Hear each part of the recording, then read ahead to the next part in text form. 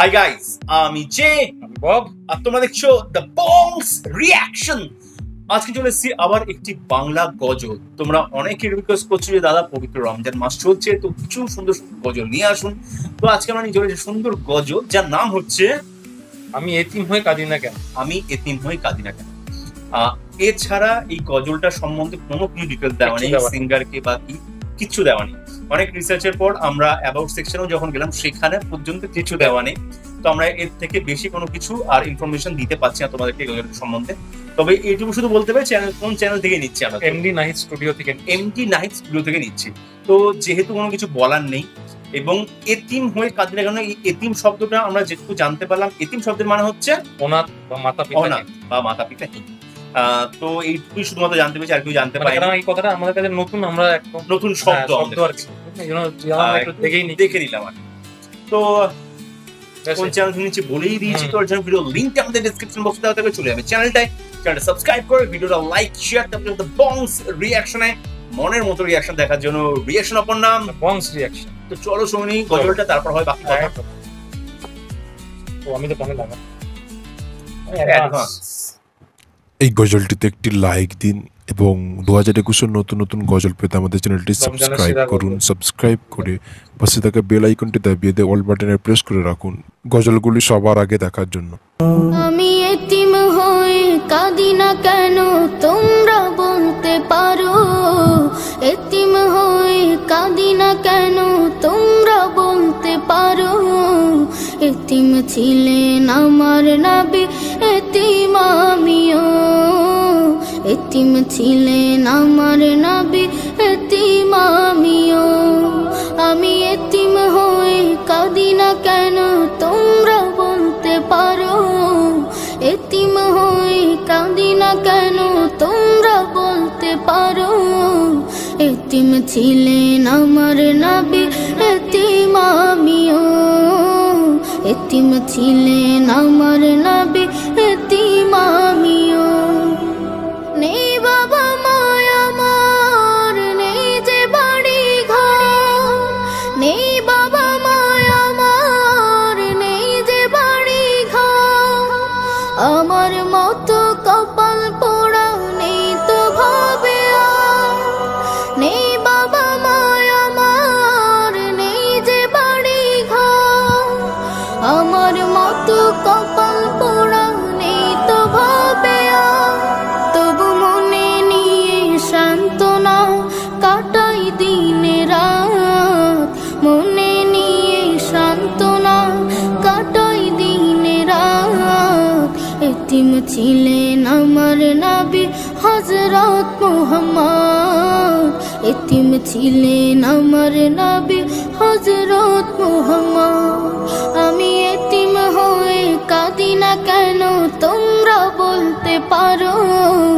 এতিম হয়ে কাঁদি না কেন, তোমরা বলতে পারো।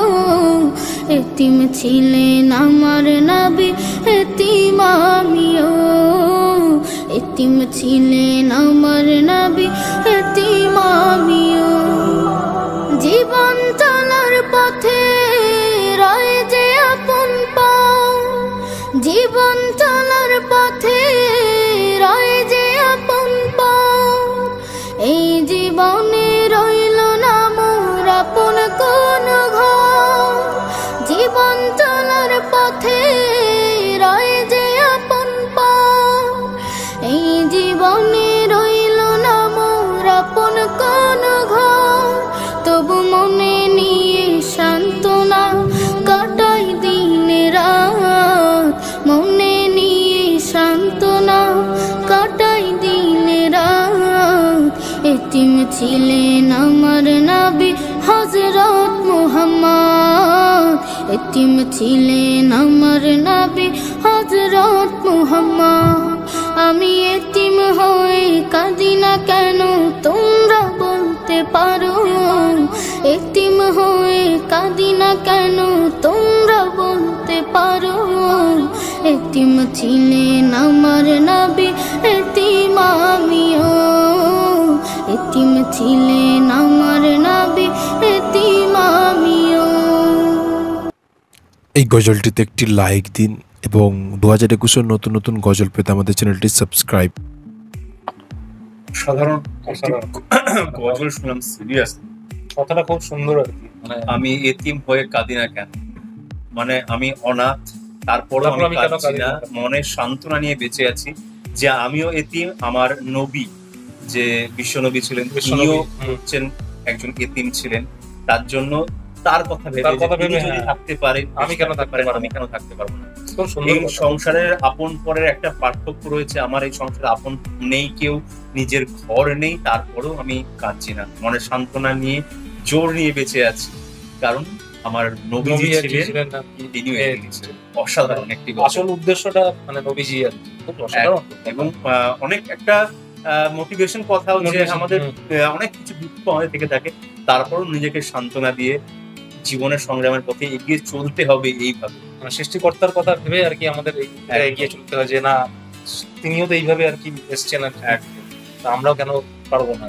এবং সৃষ্টিকর্তা এখন আমাদেরকে এই পৃথিবীতে পাঠিয়েছেন পাঠিয়েছেন আর কি। কোন উদ্দেশ্যে পাঠিয়েছেন, এবং তিনি যে এই মহৎ কিছু না কিছু কাজের জন্য পাঠিয়েছেন, সেই কাজটাকে আমাকে করতে হবে একদম। এবং হাসি মুখে থাকতে হবে তিনি যেভাবে আমাকে পাঠিয়েছেন।